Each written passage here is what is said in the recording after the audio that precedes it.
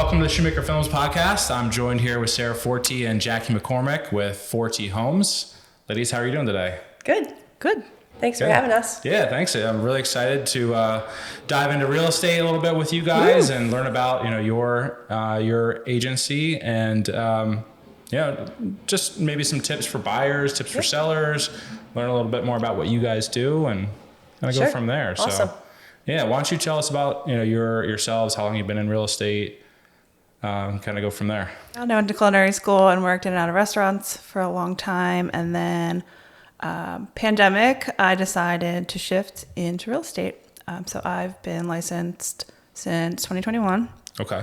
And I think a lot of the skills, it's funny how much of it transferred from working. Yeah, working in restaurants to real estate. This, absolutely, yeah. Just a lot of, because I bartended for many years, and just like all the different types of people you meet. It's interesting how much of it is very similar. So yeah, absolutely. I mean, it's sales, it's hospitality, it's serving people. Yeah, absolutely. Yeah, fixing mistakes. I know, like one is about food, one's about a house, but it's the same thing. Yeah. Cool. Sarah, how about you? I have been in business for 18 years. Okay. I started when I was expecting my first child. So I like to say we both grew up in real estate. Yeah. And he is now almost 18 and talking about getting his real estate license. Oh, that's exciting. So, nice. Yeah, it is very Mom's exciting. Footsteps. Yeah. Before that, I was in nonprofit fundraising. Okay. I was also a teacher and a coach in both. I was a teacher in the parochial school system, and I was a coach in the public and parochial schools. And after a couple years of that, and as we were starting a family, I decided that I wanted to go into real estate. I had always been so interested in it.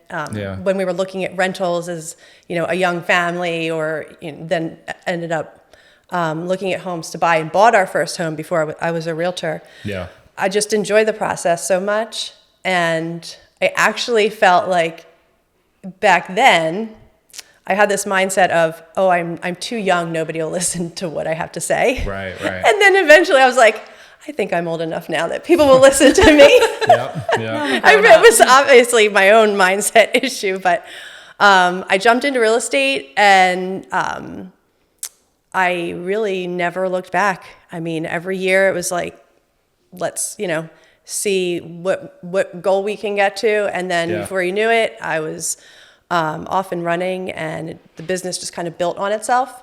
I started at Coldwell Banker Preferred in Wayne. Okay. That's where I lived at the time. Had a great experience there for over a decade. Then I moved to Keller Williams in Wayne. And that's where I started my team, Forti Homes. So we are Forti Homes with Keller Williams Realty out of the Wayne, Devon office, because it's right there on the border. Right. And like I said, that's where we started. That's where I started the team. And along the years, throughout that experience, we ended up moving back to Newtown Square, which is where I'm from. Okay. And so that's how we ended up with, a foothold in Wayne, foothold in Newtown Square, where I'm raising my family, and so. And Sarah and I met organically because our kids are in school together, and we were working. Right? Okay.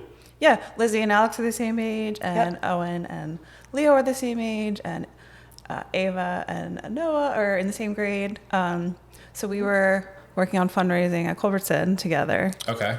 So that's how we met. Isn't that cute? Yeah. Nice. Yeah. Yep. And at the Christmas tree lighting. Mm-hmm. And then at Nell. So there was a lot of Newtown Square crossover. Yeah. And kid crossover. And now we spend all of our time together. Yeah. I'm sure. Yeah. So she convinced you to come over to her team? Is that? So I started with Compass, and Okay. Had a good experience there. Compass is great.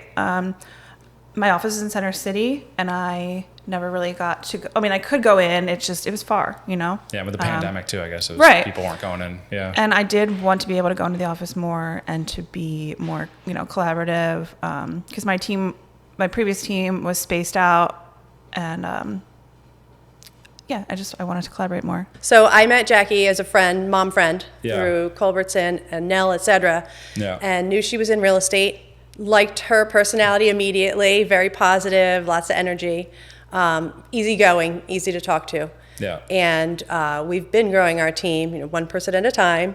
And I like to say that, we're a small and mighty team. Yeah. We keep it tight, but we keep the people on the team who we know are going to be a great fit. Yep.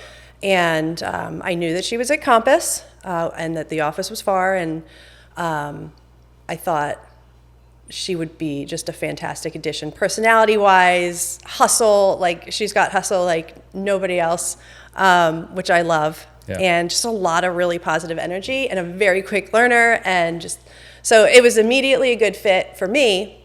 And so then it was a matter of, is this going to work for her? Okay. Because on our team, we always like win-wins. So win-win, it's yep. got to work for both people. Absolutely. Yeah. Just like with clients, it's got to work for both the client, buyer, seller. Yeah. But that's really always what we strive for. And so it was. Here we are. Awesome. Nice. And how long ago was that? How long have you been on the I team? joined Keller Williams and the Forti Homes on September 1st of last year. So it's Nice. easy for me to remember my work anniversary. Yeah. Yeah. And since then, our team's production has impressively increased from the year prior. Okay. Great. Yeah, and I definitely attribute a lot of that to Jackie and I would say the energy and just chemistry that we have on the team, and being able to discuss clients and properties together on the side before we get in front of them, and then collaborate, and she kind of takes off and runs with a lot of the work. Yeah. So we're able to get so much more done, and the clients are able to have a lot of success quickly, Got it. which is awesome. Nice. Yeah. And how big is the team today? Right now, For it homes? is 4 of us. Okay. So it's Jackie and I as the sales agents. Okay. Then we have a showing specialist. So if Jackie and I are with clients or with kids or anything else, Right. then our showing specialist can take clients out. And then that way we're able to serve the client at a really high level without them being any negatively impacted by our schedule in any way. Sure. We're able Yeah. to make sure to accommodate the clients at their convenience. Yeah, And great. then we have a transaction coordinator who handles all of our paperwork, pretty much the entire process from the time you go under contract to buy or sell your house Yeah. until you get to closing.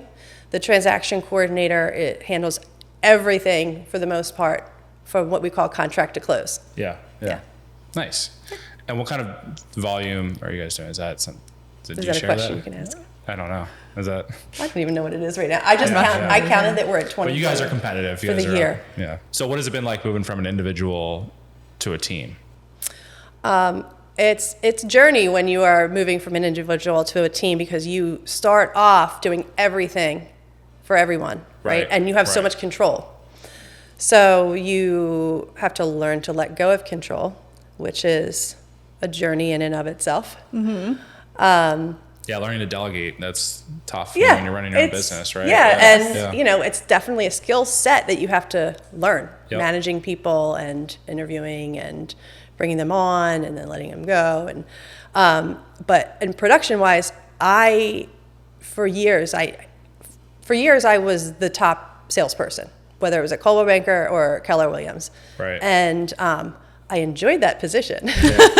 So knowing that I was bringing agents on to the team, that was going to go away. So I couldn't say, oh, I'm number one anymore, because Yeah. I was now a team, right? Production going from an individual to a team, obviously it increased, but it just, over the past, I would say 24 months, I can just see the steady trajectory of the team and how many people we're able to serve, how many more people we're able to serve at a really high level by being able to work together Yep. and collaborate. And then when I work with Jackie and our showing specialist, I just feel like watching them grow and learn these new skill sets is really exciting. Yeah. To see them in action and to hear what they're saying and going, I would have said the same thing. And just, it's like I'm really proud of them and their accomplishments. Yeah, it's so nice since I'm relatively new. Like, I feel confident in my work, but it's so nice to be able to just check in with Sarah, Yeah, yeah. and all of her experience. And then our office in general, a lot of the people we work with, I think, are really approachable and open to sharing and troubleshooting things. Like just the people, our office is in the back corner, and there's a bunch of other teams around us and other agents around us, and I know that I can always pop in, and ask them a question. So it's really, really nice to know that anything that comes up, like, we can figure it out, Yeah. And That's then, what we do all day is problem solve. Right, yeah, constantly troubleshooting. And, just to touch on Melissa, our showing specialist, for instance, the past 2 buyers we got under contract, she showed them while they were at the house. I'm at my house writing the offer, so it's almost like we can be in 2 places at once, Yeah. So sure. we got the offer over pretty much before they got home from their own showing. So Yeah. Amazing. yeah, so we really can. And they both got the house. Yeah, they both got the house. So Nice. In this market, buyers don't always get the house. No, very competitive. Yeah. right, Yeah. but it's great that we can, because we're such a cohesive unit, we can be in multiple places at once, and Yeah. the client feels very cared for. Yeah, they do. It is a great process. You shot over a text to me when that one agent had that question / Yeah. concern. I shot over my, thoughts on it. Yeah. And it was just kind of like this boom, boom, boom process. And then she texted me, they got the house. Yeah. And I was like, Amazing. That's Right, it's awesome. like- this is what we're building. And this is just seeing it in action, Yeah. That in teamwork that and play. short moment Yeah.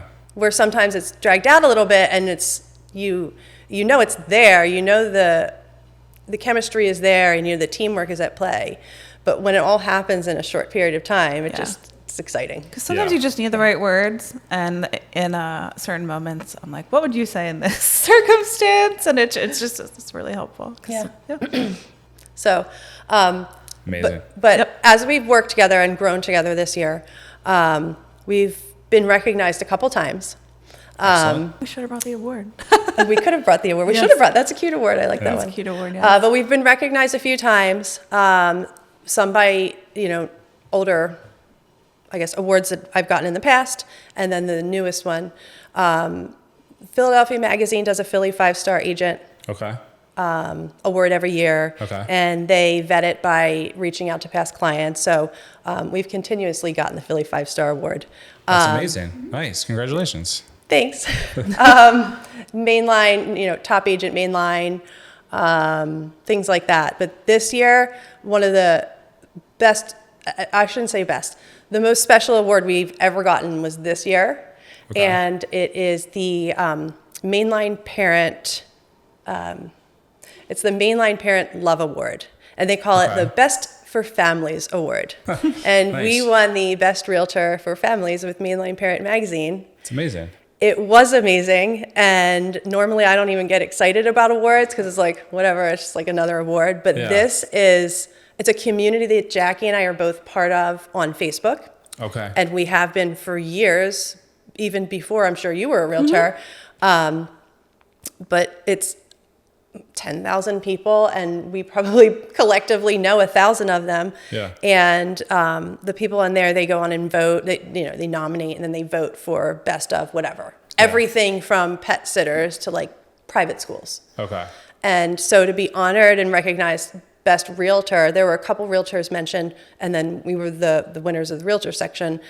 It really meant so much because those are our people. Those are your Like, peers. That's those your are our community. peers, wanna our friends, add our families. It was that so special. To vote, it wasn't just like a quick, like you had to log in, you had to create a username. Like it wasn't, which is a pain, So you know? people- So so people people actually really went went out out of their of their way. Took time to do it. Yeah. People took the time to do it. That's And great. Yeah, and we That can sounds really silly, but like we can never thank people enough. And when we do see people throw our names out on, because I mean, you'll see on Facebook posts.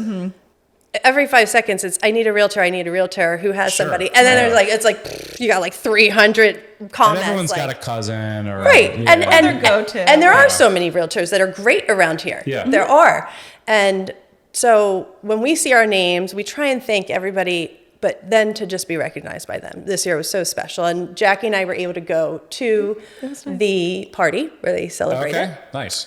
Yeah, that was awesome. It was. We actually ran into my sister Amy, who won an award herself. So, Nice. Nice. yeah. What does your sister do? She's a marriage and relationship counselor. Okay. Amy Nice. Wood. Amy Wood. She's fantastic. Sounds good. yes, So that's awesome. Congratulations. Thanks. So what else? Tell us about the local real estate market, What's going on right now. Yeah. I will say, I think the past 5-6 weeks has been a little weird. Weird is right. Houses are sitting a little bit longer, but still moving quickly. But I think it was like 3-4 days before. And now we're seeing 10 to 12 days. Mm-hmm. Yeah, we're like, oh, it's so long, and it's like It's 2 weeks. Under 2 weeks. 1 day, 24 hour Right. sales. Yeah. Which is funny because I remember as a kid, we moved a couple of times, and I think our house took 4 months to sell. Right. So it is funny to say like, oh, it's taking a long time. It's 2 weeks, but it is a little different than it has been. Yeah. When I first got in the business in 2006, that was like short sale season, right? When the market was turning. And so that's all I ever knew is average time on market is like 3 to 4 months. That's what we'd have to calculate. Yeah. And then over the past couple years, it's, well, we're going to put your house on the market and then you're going to get all these offers. And our value came in and still comes in when it's trying to evaluate all the offers and guide the sellers and say, all right, well, here, this one might be higher, but the terms aren't that great. So that's how we guide them in that way. So yeah, to hear or to witness, oh, things are sitting on the market a little bit longer. You might not be getting 20 offers, you might be getting 2 offers over that time frame. But it really depends on the area and the neighborhood and the house and how well it's presented. I mean, Right. And it was hyper local. yeah, Hyper local. super hyper local. Because people, I think, like to think like, oh, what's it like in the suburbs? But not, I don't think, you really have to go smaller than that. Philly too. Yeah. Philly's a whole nother thing. Right. And we do some business in Philadelphia. Okay. It depends on the area. I know I always tell people I handle certain neighborhoods in the city really well, and then others I have no idea about. So I would refer them out. Jackie has more experience in the city. Yeah, I've done Point Breeze, Port Richmond, like East Kensington. That area is cool, like Fishtown area. But it is like I've it's one in South Philly earlier this year. But there are definitely parts of the city where I'm like, I need to have my map out, where like I really don't know where I am. So those I would refer out. But, 1 minute suburbs are really hot, and then I'll reach out to an agent in the city, and she's like, man, we really slowed down. And the next minute, it's like vice versa. Right. So it really is, it's minute to minute. That's what it feels like, at least. Yeah. But out here in Newtown Square right now, obviously we are a very popular area. We've got a lot of new construction. A ton of new construction. Yeah. And I used to call Newtown Square the best kept secret mainline adjacent. Well, we're not a secret anymore. Yeah. That's the problem. Certainly not. Yeah. And with that comes good and bad, right? I mean, there's a lot of development and growth that's been great for us and great for families. And you got like Whole Foods and La Scala, and you got so many great things. Yeah. And then you've got traffic and overbuilt land, and the landscape is changing, and you'll hear on Facebook pages the older folks who've been around for a long time like, oh, not my Newtown Square. It's like, we know, but also there's a new Pilates studio. It's crazy. Clones coming. Right. Yeah, right. I like bagels. I would say so. My daughter's been I've been a Culbertson mom for a million years now. And when we first started, there was 12. There was like 300 kids there total, and it was before the renovation. My oldest was there, and now there's like over 600 kids. So it's really? Just at Culbertson alone. So that's just a small snapshot of what's going on over the past, I'd say, 10 years. Yeah. And Culbertson itself is really amazing. I always say it's like a little private school. It is. Yeah. We're not allowed as realtors to steer, which means say you should go here because this school's good, or they're here because this school's bad. But I always say, as a parent, this is me speaking as a parent. I have my own kids there that they went through there, and I feel comfortable saying we had a great experience at Culbertson, and it does feel like this little private school. So I think that a lot of the families in our area tend to go to private school. And then you'll see a lot of in our whole area, it would be interesting to look at what the actual data is. I wouldn't be surprised if it was 50% going to private school and 50% going to public school. Oh, is that right? Okay. I mean, I would probably say in the mainline, greater mainline in general. There's a lot of great private schools. Right. And when I have people relocate in, that's one of the best things is you have all these phenomenal public school systems to choose from. And if they don't work, there's so many private schools and parochial schools to choose from. Right. But what my point of this whole long story is that with all of the luxury new construction that is in Newtown Square, and I bet the new construction in Newtown Square, the average price is probably 1.2 million. And that's just average. Of all those families, we're seeing more and more send their kids to Culberson and to public school. So I just think that's like a really interesting shift where a lot of them would have gone right into private school. Yeah. So it'll be interesting to see how that plays out, because as these kids, right, these new construction communities are only maybe 6 or 7 years old when maybe Lister is 8, right? So these kids are still in elementary school. So it'll really be interesting to see them kind of go through the school system and see what happens with the public school, with the high school, and see how they expand and respond to this bigger group of kids. Yeah, no, that's interesting. I mean, my son's starting at Culberson in the fall, so we're excited to get into it. Yeah, you're gonna love it so much. Yeah, it's great. For Same with Nell. Things, yeah. You're gonna love Nell. Yeah, we're getting into all that too. Yeah. So, but mainline, like when people relocate to the area, they're always looking at the top 1, 2, 3 school districts. Yeah. And the 3 spots are always Radnor, Lower Merion, and Tredyffrin Easttown. They usually will go back and forth with who's second and third, and usually Tredyffrin Easttown is always first. Okay.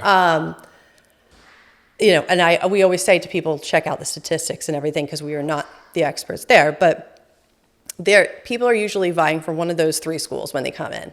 And then I like to say, and look at these other areas around it.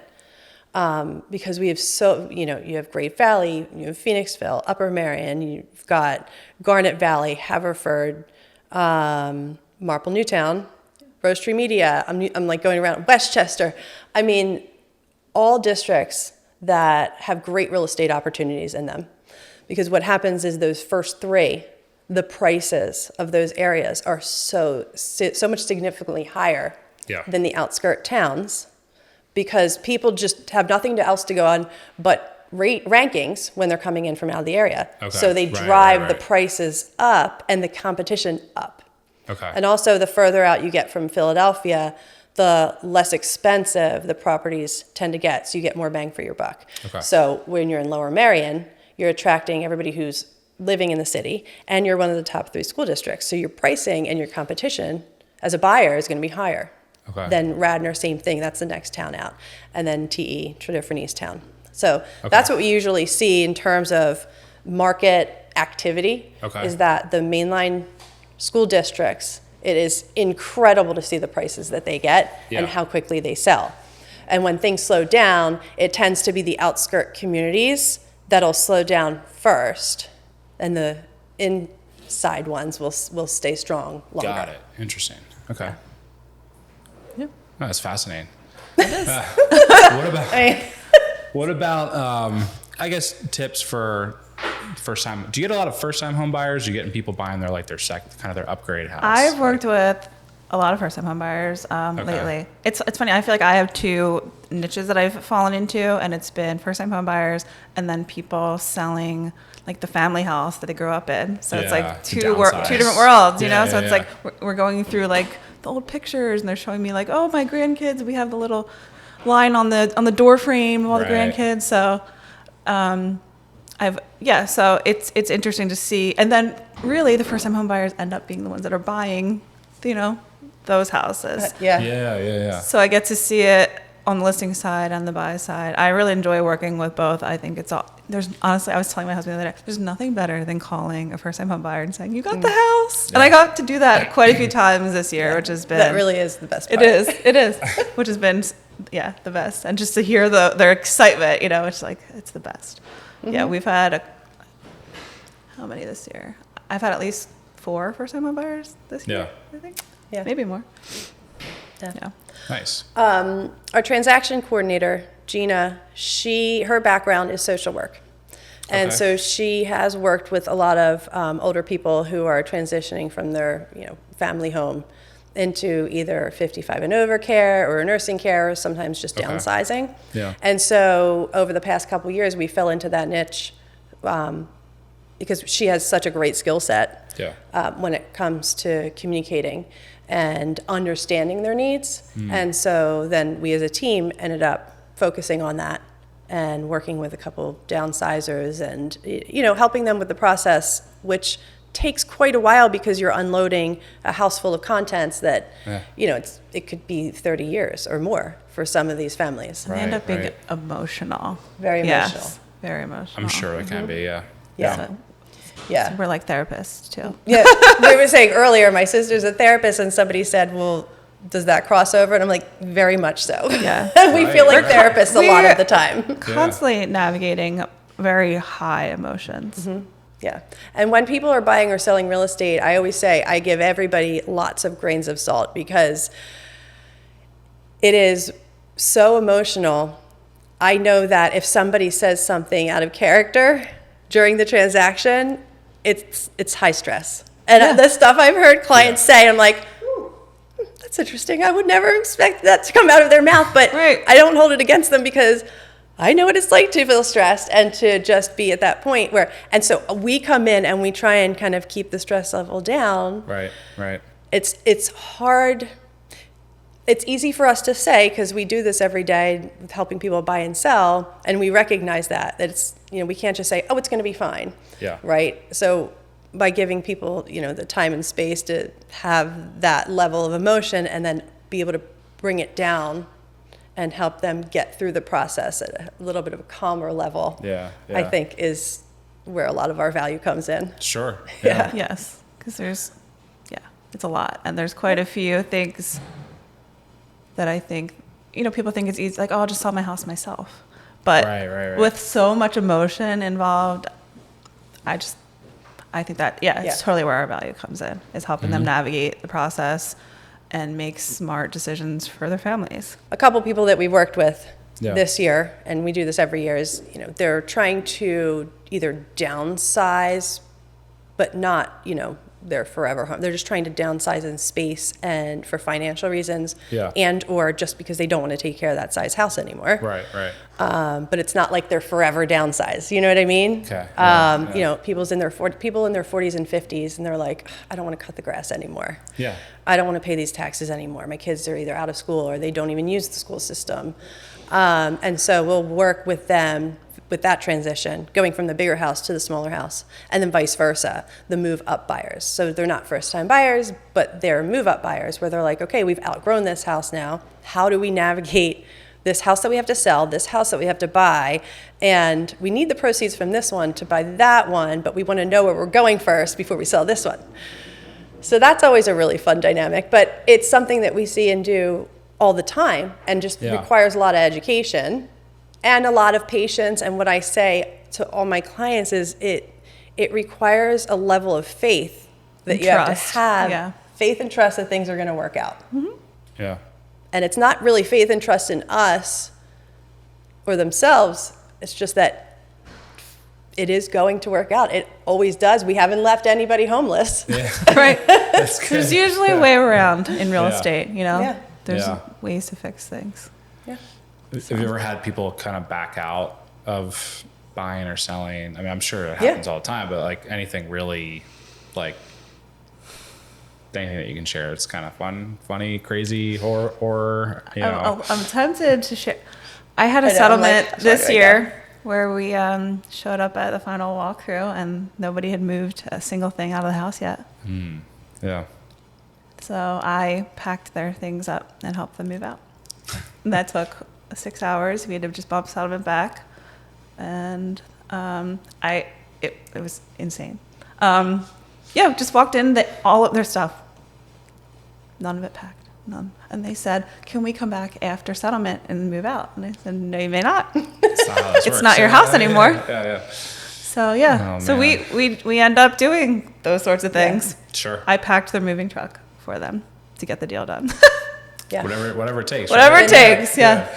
I one time ended up hauling the sellers. It was an estate sale, and the sellers were the daughters, and they had done so much work to get the house ready and prepared, and just like they kind of just ran out of gas.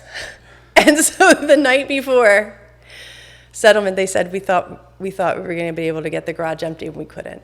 So our junk remover, who we love, Ike Bird, he's awesome. I called him. He said, I'll be there with my guys and trucks.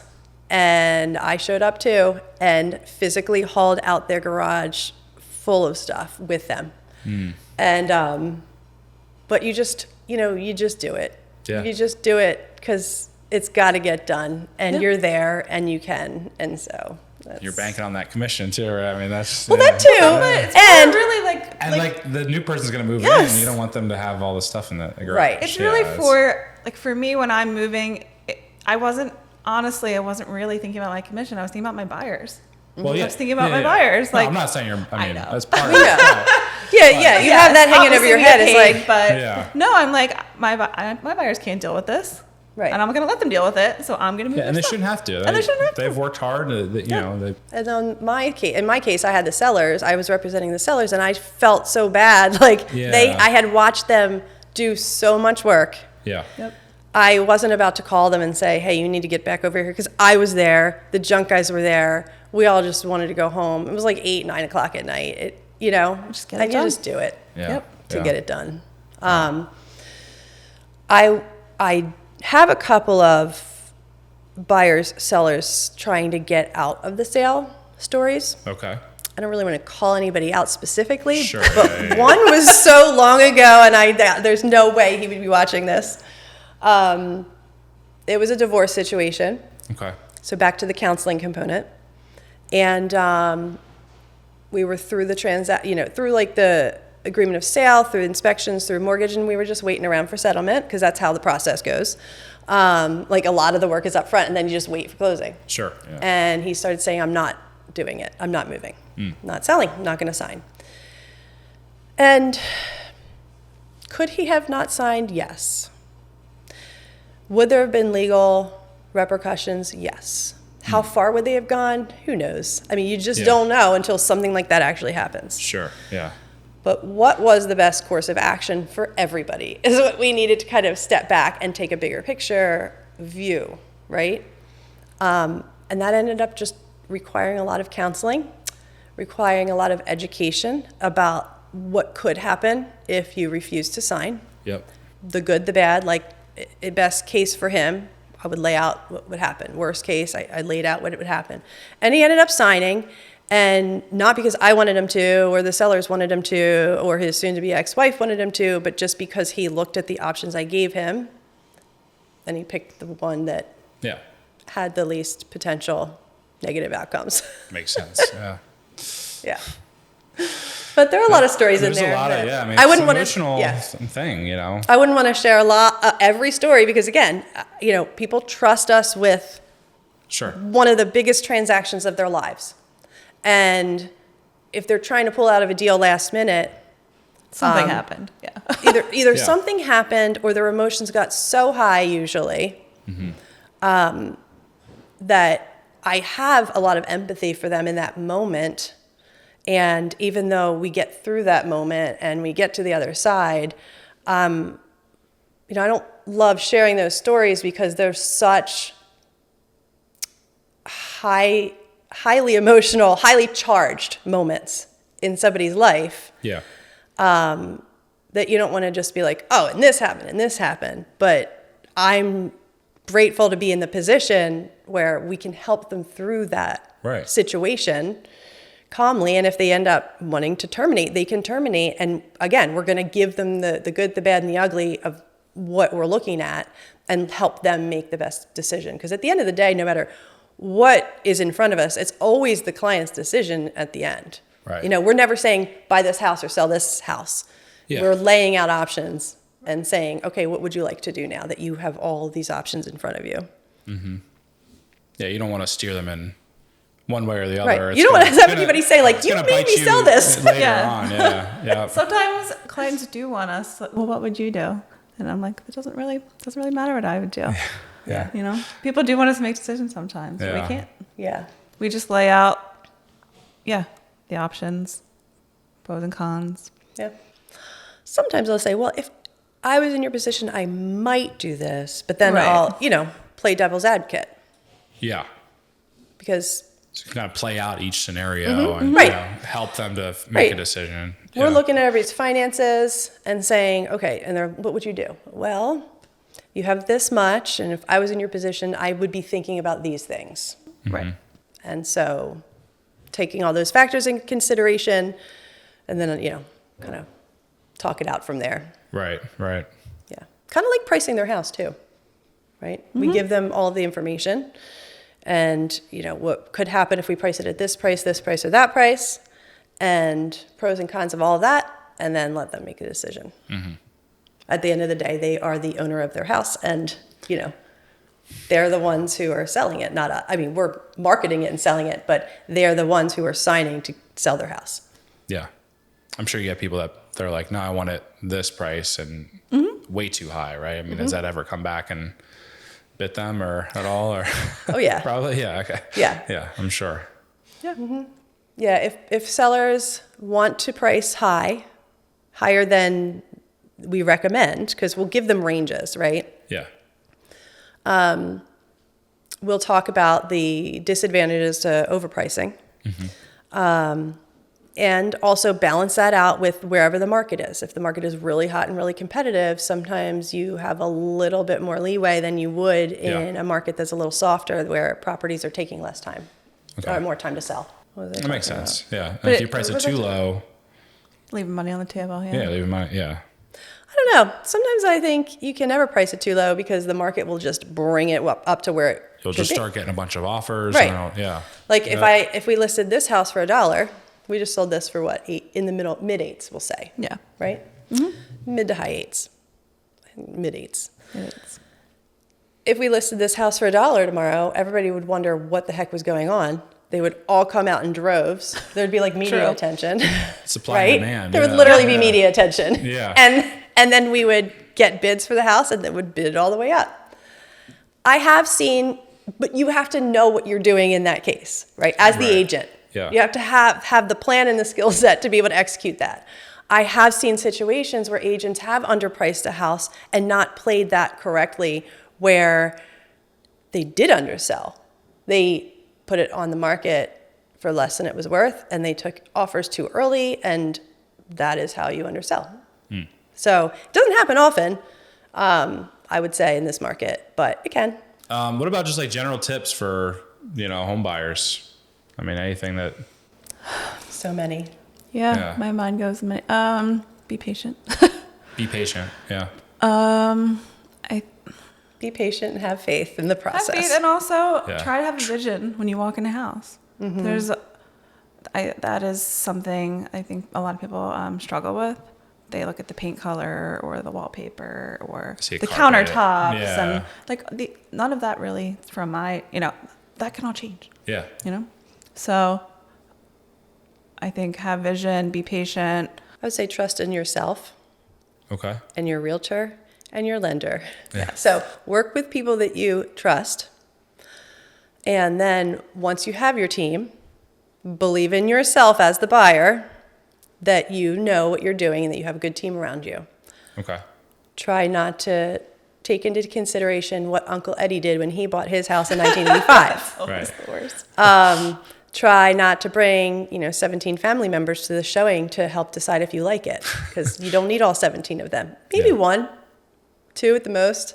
Yeah. But when I think home buyers have way too many opinions coming at them, it really muddles the process and gets in the way of them being able to hear their own thoughts and their own opinions, Right. and determining their own decisions about, is this a good house for me? Is this a bad house for me? Especially when it comes to inspections. Your agent is going to recommend inspectors who they've worked with over and over again. Or you can go get an inspector from somebody else, like a referral from somebody who's had an inspection recently. Right. And then trust that inspector. Don't trust necessarily, your neighbor who popped by and said, "Oh, I heard this, that, and the other thing happened at this house," right? So the fewer opinions I say that you get from outside influences, the better, if you're trusting in yourself and you have a team of trusted professionals around you. Yeah. That makes sense. Build a good team around you to, yeah. to help you support you and make good, solid decisions. Yeah. Yeah. Nice. Right, because our job is to put them in a good position. Right. And if we see a safety issue, we're going to call it out. It's when people bring too many people with them. Yeah. It's almost like saying they don't trust us in a way. Yeah. I see it as they don't trust themselves so much. Yeah. Or they just want validation from other people when they don't really need it. They're there. They like it enough to go see it. Yeah. Right. I mean, they're the one that has to live there, right? Right. Pay the bills pay too. the bills. Yeah. Right. So. Yeah. Yeah. Big time. And, an example that comes, an example of trusting the team around you comes when, let's talk about new construction, right? Because there's so much new construction in Newtown Square. Mm-hmm. I would venture to guess that 70% of the new construction is sold via the sales agent on site. Okay. And when you're a buyer walking into a new construction sales office and you don't have a realtor representing you as a buyer's agent, and you don't state that you have a realtor, whether you have signed with one or not, you definitely have to, if you want to work with your own designated buyer's agent, you have to go into that office and say, I have a buyer's agent representing me, and then name who they are. Okay. If you don't do that, you're now represented by the agent who is first and foremost hired by the builder to sell these houses. Right. Right. So you're being represented now by the builder's representative. You don't have your own representation. So that's first and foremost is make sure before you walk into a new construction site that you tell them you have a relationship with a realtor, even if it's someone's cousin for the moment, because you don't want to go in and just be totally unrepresented. So you need someone in your corner. You need somebody in your corner to be able to help, because you go in and all of the new fancy things in the show home, in the model home, are overwhelmingly gorgeous. I mean, they've got professional decorators and extra architecture, extra lighting. Everything looks so phenomenal. And that model home probably has, it's probably 50% over the base price, if not more than that, of the home. Right. And so you walk in not realizing that not all of it comes with the base price of the home. So now you're talking about upgrades. But the biggest thing I'm always looking at as the buyer's agent is actually down the road when it comes to resale. So when we take clients through new construction, I first look at the lot location. Okay. And I've had clients want to buy certain lot locations for, maybe it has a walkout basement or something. I'm like, you cannot buy that one because that backs up to the busy road. And when it comes time to sell this house and the whole community is done, people aren't going to want to buy your house. And now you're going to have to sell that at a 5-10% discount because you back up to the busy road. Right. Versus being over here where these back up to the open space, for example. Yeah. So people get into the model homes and they get so excited and they're like, it's like Christmas, like I'll take that and that and that. And they're designed that way, Yeah, that's Sure, exactly. yeah. It's like the grocery store, how they design it to make you walk through a certain way and spend more Right. money. That's the same thing as when you're walking through a model home. So we come in with, again, that like calmer level, rational thought process of, if we choose this neighborhood or this community, where do you want to be? What are the most important options for you when it comes to like the design and the layout of the home? And one of the biggest things is when you're making decisions on your upgrades, what upgrades can you only get during the time of build that you can't add later? An example of what you could not get later is 9-foot ceilings in your basement, right? Right. You can't add those in later, although, no, I didn't know. There was somebody else who added them to their family room. That was very expensive to get the higher ceilings in the family room. So you want to make the structural changes that you can't make later at the time of purchase. So maybe you can afford to get the 9-foot ceilings in your basement, but you can't afford to finish it. But that's okay because you can finish it later. Yeah. You just can't make the ceilings higher later. So, True. yeah, those are some tips for new construction. Those are Buyers. good. Yeah. Yeah. What about on the sell side? I mean, is there? Tips for I sellers? mean, that's probably a whole other. It is. So when we work with sellers, I always say it's never too early to start planning. Okay. Never too early. Like I just said, when we're looking at new construction, I'm like, well, when you go and sell your home, like That's They're where planning I to start. sell it before they even buy it. Yeah, Honestly, that's good. I am. Yeah. Like this home that we just sold, I'm like, okay, well, we're going to put a fence around it, and then there's going to be a shed because that's going to solve the storage solution, and window treatments are going to go up. So, and these are all things we're talking about during the showing, saying, okay, well, this is the price of the home. It needs this, this, and this. Can you afford to do that if you buy this home? Yeah. Okay, good. Because when you go and sell it, it's going to be the same challenge for the next buyer. Right. There's no garage. There's no full basement. Like, okay, are you going to be able to put the shed in? Yes. Great. So we do kind of start at the purchase, the sales process, but kind of a joke. But a house I just went into yesterday, the agent said, well, when I was here 3 years ago starting this process, and I believe it, like, have the sellers will have the agent out thinking, okay, now's the time we're going to sell. Maybe in a couple months. And then life changes, right? Somebody gets a job. Some kid, says, I can't leave my best friend in school. And then they're like, all right, well, wait another year. And then another year becomes another year. Or sometimes they're just looking for their forever home. Right. And they just haven't found it. But the good thing is when you meet with your agent early in the process, they can start giving you ideas of when you're making improvements to the home, what's going to bring a return and what's not. Yeah. So I've had people come in and say, hey, can you come check out my house? Because I am going to make some kitchen improvements, but I don't really want to go overboard, and I don't want to put money in the wrong spot. So if we're going to sell in the next couple years, what do you think? And so that's starting the sales process. We don't have a signed listing contract, and we're not putting the house on the market the next week with a sign in the yard, but it's all part of the process, just naturally getting things ready. Okay. So it's never too early to start. And then constant decluttering is always good for everybody. That's honestly the first thing that came to mind. It's just decluttering. Like just living in a mindset of constant decluttering is always good because everybody always has to declutter at some point. Yeah. And then I always say we include the cost of a stager consultation when people are selling their home. That's how much we value stagers coming in and giving the seller advice on how to prepare their home. Right. We used to give it as an option to our sellers. What was happening was, and it would cost, I don't know, $300 give or take, depending on the stager. And some sellers were saying, well, we don't really want to spend it. We don't need it. No matter how beautiful their home was, what I was finding was that the ones that were staged versus the ones that weren't were naturally doing so much better. They were getting more money and there was less time on market. Didn't matter the price point. Wow.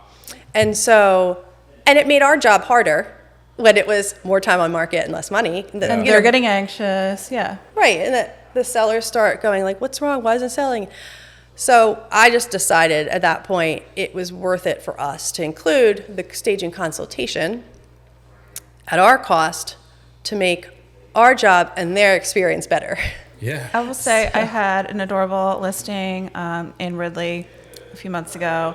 We had our stager go in, and you can do it two ways. You can have, rented furniture and, stuff like that. Or she can come in and tell you, take this down, move this over here, really just change the flow of the room and the way that someone, she walks through and says, like, the light is good over here, put this away, So she really made this house, this adorable little house that was clean and well cared for. And she just made it really shine. Yeah. When people could walk in, the whole point is to be able to envision yourself there. So if there's too much around, you can't do that. Yeah. So you walk in, and it was night and day. And it was their own furniture. She just tweaked little things, so but it's not her always little about bringing new right, furniture. Yeah, rarely. I would say half the time it's not. Okay. Yeah, unless your house is vacant, you really don't need to bring furniture in because most of us have more than we need. Yeah, right. Yeah, she just she'll move this chair from this room over there, or so, and it makes the world of difference. Do you think they spent any more money besides the consult, like on paint or anything? Well, they did paint. They painted, and then a lot of it was just decluttering, and just making. Were they going to paint anyway? They were going to paint anyway. Yeah, and just rearranging. They followed everything. So I had two listings. One of them followed everything on the checklist. One of them followed half, I would say, and the one that followed everything came out so good. Sold quickly. you know, and the other one had some negative feedback. Really? Yeah. In the showing comments, yeah. And it's little things you don't think matter, you know? Yeah. Yeah. And look, sometimes sellers don't have the time or the ability to get the whole list done. So we tell them, and that's why we use the stagers and give them the list, because it helps prioritize. So we'll say, all right, here's a list of 50 things that the stager wants you to get done. Yeah. Feels She overwhelming. will give a list, yeah. But it's little tiny things. Like sometimes it's teeny tiny that takes you 2 seconds. Like remove that mat on the floor. Done. Right. No, And that was on a that's lot of them. Right. Yeah. That's the one mat of in front of 50. the stove. Check. Yeah. But it helps prioritize where I'm going to spend my time and my money, because sometimes sellers will say, oh, I'm going to put up new window treatments to get the house sold. I'm like, no. Window treatments are so expensive, right? Let's not spend our money there. The stager will come in and will give us better ideas on how we can show off the space. But again, sometimes people just don't have the time, money, or just interest in doing anything and to the house. And if that's the case, then we'll just price it accordingly, market it accordingly, and be able to get a good result.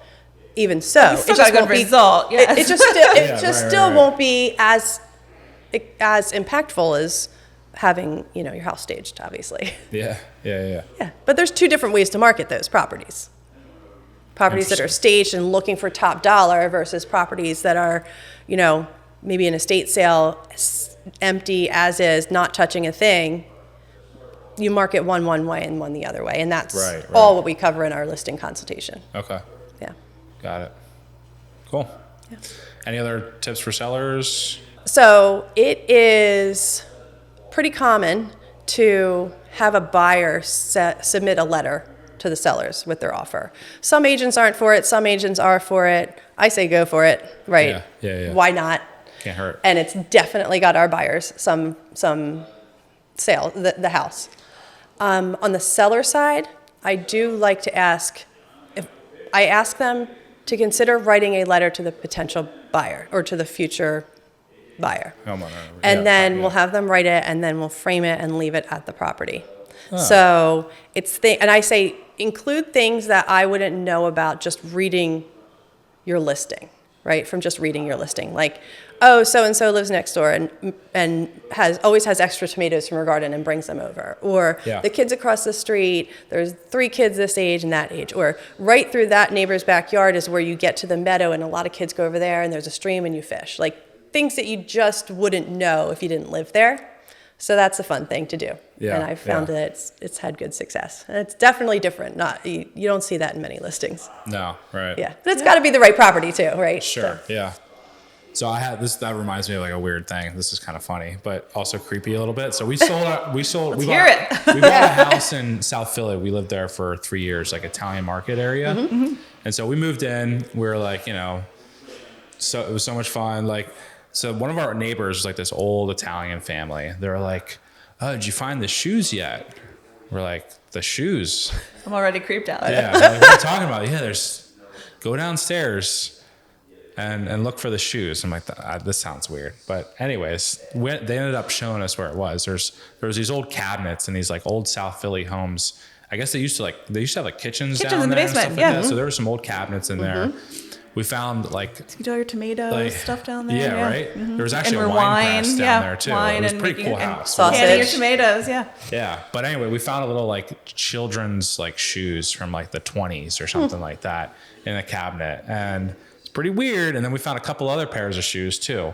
And apparently, everyone that's lived in the house has like left their children's like shoes in there. And we had no idea about this, that there was no like story, like it was just this weird story on the block or whatever. So it's not even cute. It's not even a little bit cute. It's weird. Yeah. So when we left, we wrote a letter. We were like, here, like I wouldn't touch them. Yeah, we I'd were be like, scared. Listen, like we left. So our son had just been born. This is like back in 2019. He was like 3 or 4 months when we moved. We left his pairs of shoes and we wrote a letter. It was like, hey, look, you gotta donate a pair of shoes to the ghost will be upset. Yeah, exactly. we don't want to upset the ghost. Is there a shoe collection? Do you take the old pair and leave the new pair? No, there was a couple pairs of shoes down there. So weird. But it was all kids' shoes, so it was even creepier. Yeah. Did it feel like there were ghosts in the house? A little bit, You but did have to they were pay good- respect it to was the good ghosts. spirits. It was good spirits. Yeah. They just like Yeah. shoes. Got it. Yeah. That's so weird. So that's that was weird. Do you have any ghost stories in houses? I don't. I don't think so. No. That'd be good. Now I'm scared of your house. Ooh, your old house, We rather. don't live there anymore. Yeah. Your old Yeah. house. Wow. But How was your home buying experience? it was awesome actually. It was like That's we sold our home in South Philly. Actually, we put in an offer in Newtown Square. It's like our, just awesome dream home, and we put in an offer. They accepted it before we even put our South Philly house on the market. But we kind of knew the market was like red high. It was like 2019. We knew it was going to sell quick. So once we got that locked in, we're like, all right, now we got to get this on the market. It sold within, less than 24 hours. Yeah. Told in 5 minutes. So, Yep. Yeah. So, and, Shoes and all. it was awesome. Yeah. We actually, it wasn't a flip, but we put a lot of work into it. We redid the kitchen, we redid a couple bathrooms and painted and all kinds of stuff. So we got, good investment from it. And Nice. yeah, it was an awesome experience. So Good. yeah. And then the purchase was smooth? Purchase was smooth. Yeah. Yeah. Yeah. We worked with Diane Reddington. Do you know her? Yeah. Yeah, I used to work with her at Polo Banker. Okay. Did she work with you on the sale too, or just the buy? Just the buy. Yeah. The sale we worked with Charisse. She works in the same. I don't think she's there anymore, but yeah. Okay. So I forgot her last name right now. I hope all of our clients say that about us. How was yours? Awesome. Awesome. Just awesome. They were so awesome. I did get a handwritten note recently that made my day. It was it was somebody I worked with like a year ago. I was like, I wrote this last year. I meant to send this to you. Thanks for all of your patience and expertise. I'm really loving my new house.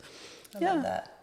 I also, one of my favorite things is seeing, because a lot of the people, we spend a lot of time with our clients, and we get to know them really well. Yeah. And we, things on an intimate level almost, So we end up becoming social media friends. And another one of my favorite things is seeing a house that they bought through me, improvements they've done on the house, making it their own. So my very first sale was someone I actually worked with at a restaurant, one of my good friends. And I love seeing, she's done so much work to this house, all like DIY stuff. I don't know when she sleeps, but she's painted the whole house multiple times. She retiled the kitchen, did a whole new garden and I just love seeing, and she'll post before and afters. Oh, Yes. And I love it. I'm like, I helped. Yeah. That's good. Yeah. I always tell people, just so you know, when you post pictures of your kids in your house, I'm looking around your children to see how you decorated it. Right. I love the before and afters. I love seeing pictures of people just happy in their houses. Yeah. Or I had a couple, the one that followed all the stagers instructions, they moved to Lancaster in a 55 and up community, and she sent me a picture of chickens. She's like, they lived by oh, cool. They lived by Nifty 50s. On 420. So she's like, yeah, my neighbors used to be, all this traffic. Now my neighbor is the chicken, and they're just so. I'm just so happy where we are, Yeah. So, and I actually rode up with them to their new community. Didn't help them with the buy, but just went up and made sure, helped. Yeah. Read It the was a paper. community that wasn't working with agents. It was not your typical real estate transaction. Rode up to Lancaster with them, just took a tour of their new property, communicated with, the manager of that. Like I said, that part I wasn't getting paid on, but I think it's just a good point of we go above and beyond. We really do care deeply about all the people we work with. And it helped me guide them on the sale if I was also sort of looped in with where they were going. I could do my job better, even though, I wasn't getting paid on that. It's still, I just felt like that was the right thing to do. And it was really satisfying to get their house sold at the deadline, to get them to their new place in life, So that, I just find our job really, really satisfying, when things like that happen. They gave me a deadline, I got it done 2 days before. That's a It win. was a Right. Win, It was tight. It was a tight deadline, and there were some roadblocks that you got through. But we got it done. We always get it done. Nice. One of my favorite stories is the couple who got married on their front porch. So I sold them. Well, I sold my friend Joy her house. I think it was 2019. I probably sold her house in Springfield. And it was her and her 3 girls moving into the house. Okay. And super cute stone twin in Springfield, like walkable, the little downtown area there. And then COVID happened. And she was dating someone as we were entering COVID. And then before you knew it, she was like, so she was supposed to get married during the COVID, like the beginning, middle, like the first couple months. Right, yeah. And everything was shut down. We're like, well, we're going to get married on our front porch. So Nice. the media ended up covering it, and That's it was so her and her cute. new husband and the three girls, and that was it. And they like decorated their porch and had music and everything, and it was so That's And those are just such adorable. great memories. That's And I have like a whole bunch of pictures of me, like, because it was streamed on Facebook, like Facebook Oh, Live. okay, got it. And Yeah. so I'm like taking pictures of the Facebook Live, like I'm at the wedding.